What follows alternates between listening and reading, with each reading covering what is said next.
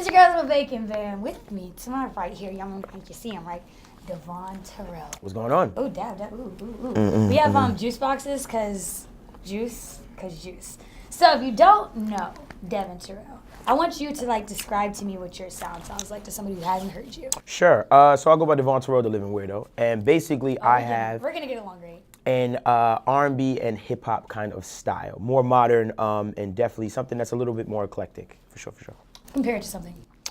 Oh, that's such a hard thing. That's an Just artist. give me, like, a point of reference. You don't gonna be like, oh, I sound just like Drake, but also a little vibes of Rihanna. I get the comparison to Bryson a lot. Big fan of his.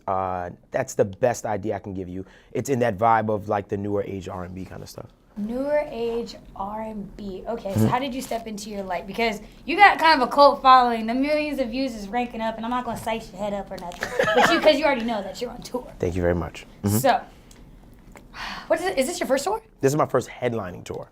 So I've been on a few tours, like national, but never like one. Like this is me. I'm the main act, and that's it. I can see it in lights. My name in lights. You know what I'm saying? Okay, so what's your first tour feel like? First headlining tour feels amazing. I think it's just the best experience when I know that every single person in that room is really there for me, and just to have them singing those words back to me is just the most surreal thing in the world. Just to know that your message was passed on. Okay, Exactly. so before we cut the camera on, I was talking to you about like Jodeci and how an ex ruined Jodeci for you. Well, you're a cute guy. Thank you. You're cute. Thank you very much. I'm sure that the women are like basking of you. I'm sure they're in their DMs. They're very nice. Just like trying to find She out said that. about you, Mr. Terrell, you know. She's saying all of this. I'm just saying, I just set it up like this. Yeah. Okay, so I had an ex that ruined Jodeci for me. Now, music as an experience, I'm sure is an intimate experience for you. Right. Does music have like an impact on like your relationships? Of course it does. You mean my own music or just music in general?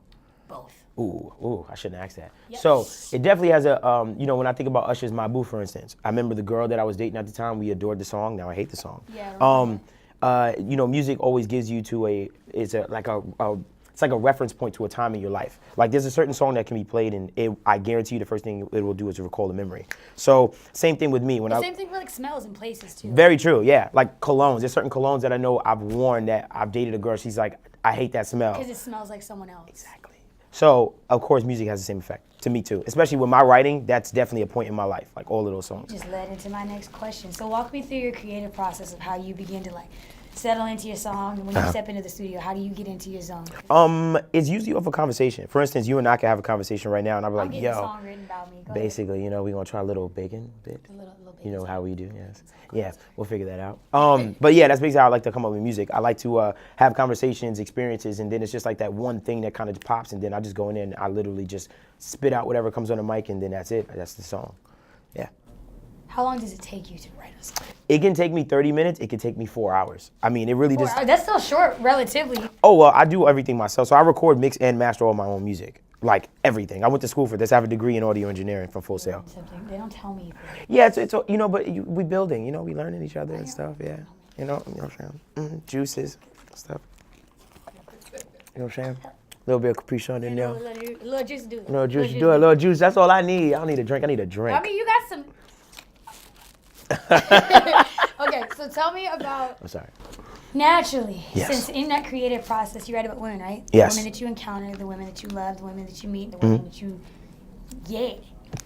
Yeah.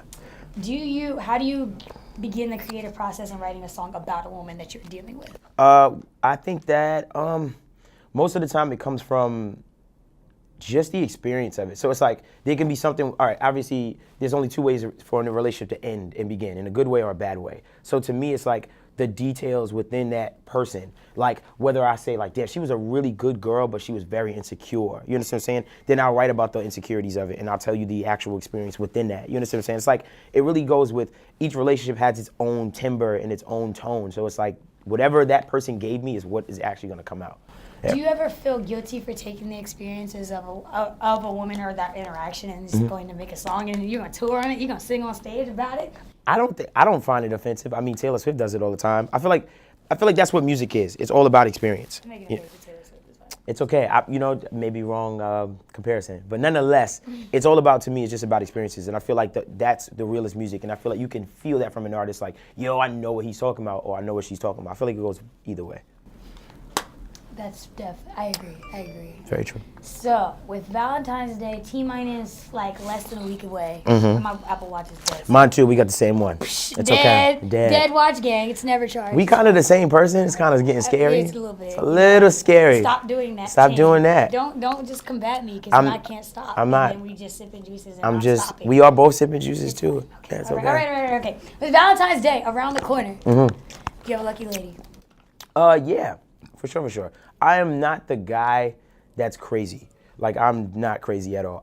Girls and stuff like that in general is something that who lays in my bed and who I deal with is a very closed door. It's a very closed process for me. Like, because you can't trust people these days. You know what I'm saying? So I'm very picky and choosy at who I bring around me and all that other stuff. So keep it tight. Okay, so keep it tight shit. Do you have plans on your Valentine's Day date that you're going to throw for her? I don't. You know why? Because she's not. I'm on tour right now, so it's like, you know what I'm saying? We just out here just living life. Can you fly home and give it a V-Day? You can't. You know the V-Day. You know. That's a different type of D on that. That's a different kind of D. That is you Valentine's Day D. I ain't gonna hold you. Birthday D and Valentine's Day D kind of goes hand in hand because you gotta do extra stuff. You can't give it the regular stuff. It's not normal. It's like. It's like right. It's like I don't want to say the words, but. It's not a normal stroke. This is a supreme stroke. There you go. Well, if you wanna.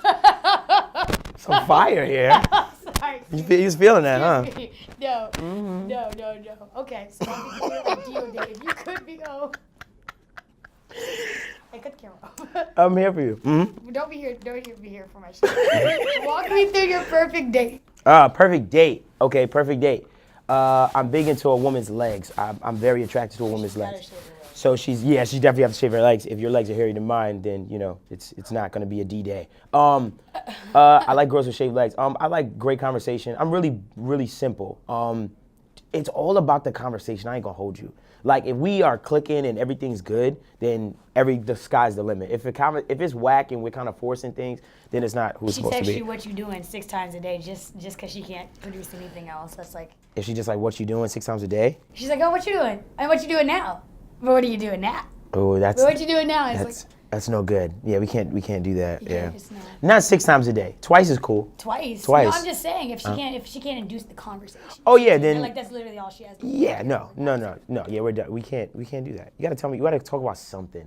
You gotta give me something else. But once we get past the looks, of course I'm attracted to you. But we gotta get somewhere else, like eventually. So we can't just ask what you're doing today.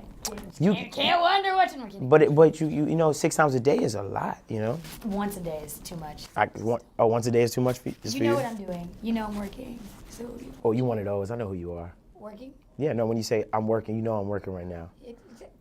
Facts. So speaking of work, we've gone on such a tangent. So tell me about temperature. Oh, temperature. So. See, you turned back into.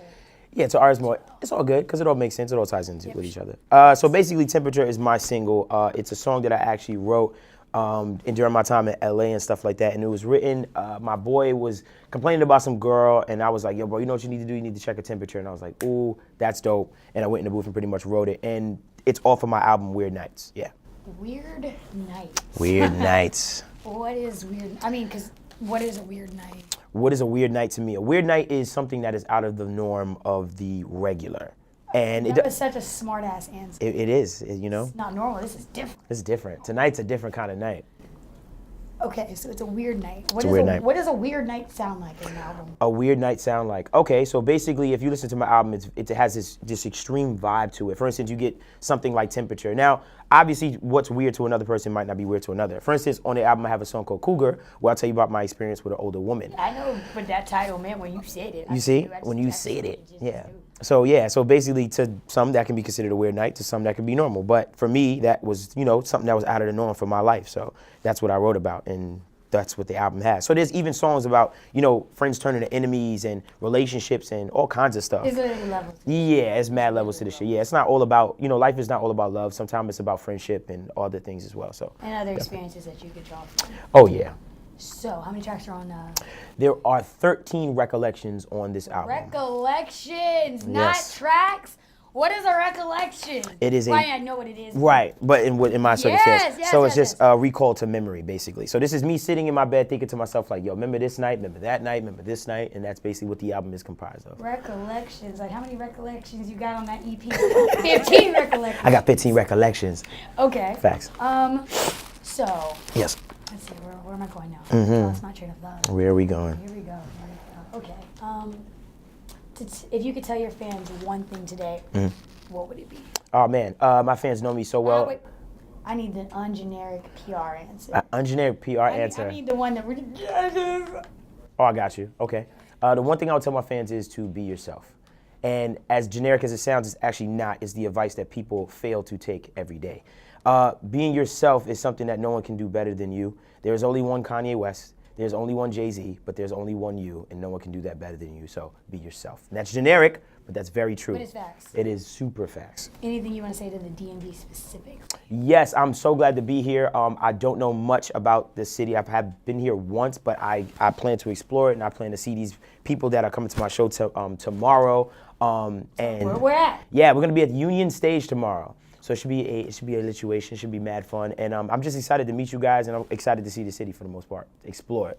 I like this guy. I just like the way he talks. He just like he's you. on par. Thank you Go very to much. social media real quick. Yeah, sure. You can find me at Devvon Terrell, DEVVONTERRELL, on all social handles: Instagram, Twitter, Facebook. Also, DevvonTerrell.com if you want to see tickets to the show or anything like that. And what about the music? Where can I find it? What streaming platforms? Music, you can get it at DevvonTerrell.com as well. It's there. It's called Weird Nights. It's on iTunes and all other social platforms, as well as retailers across the board. DEVONTERRELL.